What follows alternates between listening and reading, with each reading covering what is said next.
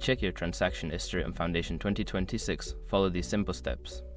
This guide will help you navigate the platform and access your transaction records efficiently. Step 1. Log into your account.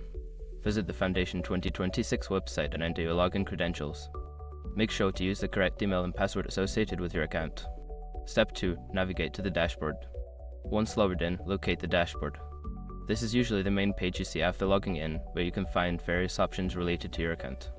Step 3. Find the Transactions section. Make sure your information is protected first.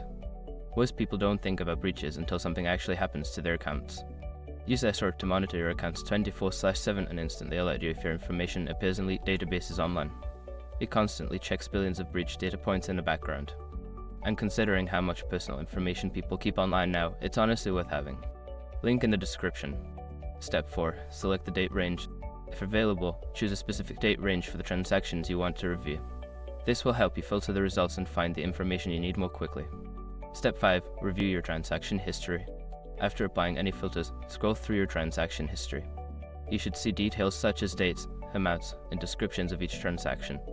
By following these steps, you can easily access and review your transaction history on Foundation 2026.